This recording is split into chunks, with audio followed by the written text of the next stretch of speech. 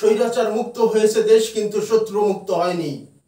16 বছরের দুঃশাসন, অন্যায়, অত্যাচার, জুলুম, নির্যাতন থেকে দেশ যখন সবেমাত্র মুক্ত হয়েছে, তখন স্বৈরাচারদের মদতদাতা যারা বাংলাদেশকে দাসত্ব শৃঙ্খলে আবদ্ধ করে এদেশ থেকে সুবিধা নিয়েছে, অযাচিত সুবিধা নিয়েছে, যারা এদেশকে যখন যেভাবে খুশি ব্যবহার করেছে, তাদের মাথায় আজ আসমান ভেঙে পড়েছে। তারা শুরু করে দিয়েছে মিথ্যা মিথ্যা মিথ্যা প্রোপাগান্ডা ছড়ানো।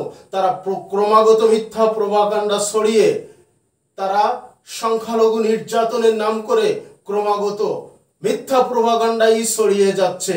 রিপাবলিক বাংলা, যে বাংলাদেশে হিন্দু নিধন, হিন্দুদের বাড়ি আক্রান্ত হচ্ছে, হিন্দুরা রক্তাক্ত হচ্ছে, এই সমস্ত কিছু নিয়ে এক বিন্দু কোনো মিথ্যা কথা বলেনি। কিন্তু তারপরেও এদেশে এবং ওদেশে রক্তচক্ষুর মুখোমুখি হতে হয়েছিল রিপাবলিক বাংলাকে। তার একটাই কারণ, হিন্দুরা যে মার খাচ্ছে এটা বলা যাবে না। আমি অ্যাডভোকেট গোবিন্দ প্রামাণিক, মহাসচিব, বাংলাদেশ জাতীয় হিন্দু মহাজোট। গতকাল বিকালে শেখ হাসিনার পদত্যাগের পরে এদেশের হিন্দু সম্প্রদায় মনে করেছিল যে তাদের উপর বিশাল একটা হামলা, লুটপাট, অগ্নিসংযোগের ঘটনা ঘটবে। কিন্তু গতকাল বিকালে বিএনপি এবং জামাতের নেতারা তাদের নেতৃবৃন্দকে হিন্দুদের বাড়িতে হামলা, লুটপাট, অগ্নিসংযোগ যাতে না হয় এবং প্রত্যেক মন্দিরে যাতে পাহারা দেয় সেই ব্যবস্থা করার নির্দেশ দেয়। এবং গতকাল থেকে আমরা দেখেছি সেই পাহারা দিয়েছে।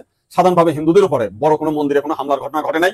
কিছু আওয়ামী লীগের হিন্দু নেতা আছে যারা বিভিন্ন সময় লম্পঝম্প করেছিল, তাদের বাড়িতে, শুধু হিন্দু বাড়ি না, মুসলিম আওয়ামী লীগ নেতাদের বাড়িতে হামলা হয়েছে, লুটপাট হয়েছে। সামান্য কিছু সুযোগ সন্ধানী এলাকা ভিত্তিক তারা কিছু সামান্য মন্দিরে হামলা করেছে, সেটা ব্যাপক বিষয় না। কিন্তু আমরা দেখলাম যে ভারতের রিপাবলিক এইটাকে নিয়ে ব্যাপকভাবে রুমার ছড়াচ্ছে, নানান কিছু মিলে উদ্ভট কথাবার্তা বলছে। এবং আজকে দেখলাম শেখ হাসিনার নিয়ে তারা কাহিনী তৈরি করছে, বঙ্গবন্ধুর স্ট্যাচু ভাঙছে, সেটা নিয়ে তারা খুব দুঃখের সাগরে ভাসছে।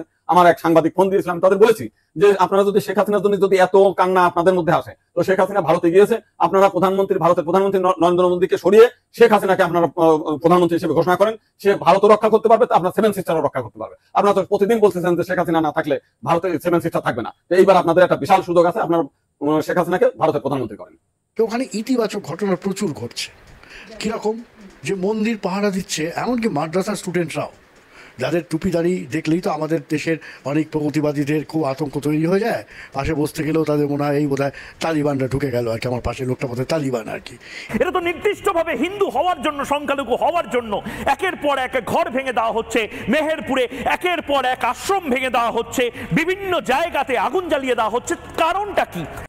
স্বৈরাচার আর নিপীড়কদের দোসররা আজ সাম্প্রদায়িক সম্প্রীতির এই বাংলাদেশে সংখ্যালঘু নির্যাতনের যে ধোঁয়া চলছে, যে মিথ্যা প্রোপাগান্ডা ক্রমাগত ছড়িয়ে যাচ্ছে, অথচ এই দোসররা, এই মদতদাতারা, ওরা ওদের নিজেদের দেশের সংখ্যালঘুদেরকে কি নির্মম নির্যাতন করেছে সেটি কিন্তু সারা বিশ্ববাসী তাকিয়ে তাকিয়ে দেখেছে।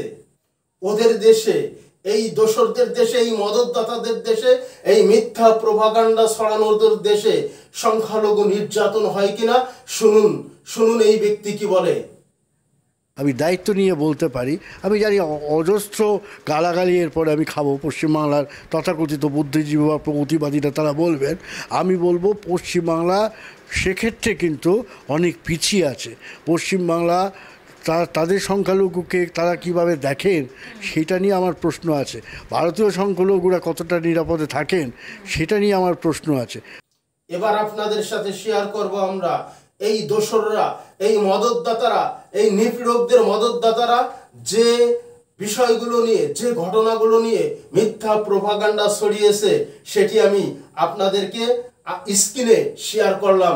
আপনারা একে একে দেখেন এই ঘটনাগুলো নিয়ে মিথ্যা প্রোপাগান্ডা ছড়িয়েছে, যা ইতিমধ্যে আল জাজিরা এবং একাধিক ফ্যাক্ট চেকাররা তারা যাচাই করে সত্য তুলে ধরেছে কিভাবে মিথ্যা প্রোপাগান্ডা ছড়িয়েছে। এক জায়গার ঘটনাকে কেন্দ্র করে অন্য জায়গায় সেটি ব্যবহার করেছে। এক জায়গায় আগুন লেগেছে, সেটি মন্দিরকে দেখিয়ে এই গুজবকারীরা, এই দোসররা, এই স্বৈরাচারের মদতদাতারা মিথ্যা প্রোপাগান্ডা ক্রমেই ছড়িয়ে যাচ্ছে। এখানে হামলা হয়েছে নড়াইলের এমপি মাশরাফি বিন মুর্তজার বাড়িতে, যেখানে বিক্ষুব্ধ জনতা আগুন ধরিয়ে দিয়েছে, অথচ বলা হয়েছে লিটন দাসের বাড়িতে হামলা হয়েছে। এখানে চট্টগ্রামের লালদিঘির নবগ্রহ মন্দিরে ওরা প্রচার করেছে যে হামলা হয়েছে, আগুন ধরিয়ে দিয়েছে, অথচ দেখেন এই যে পাশের ছবিটি দৈনিক প্রথম আলোর, এখানে এই নবগ্রহ মন্দিরে কোনো প্রকার হামলাই করা হয়নি।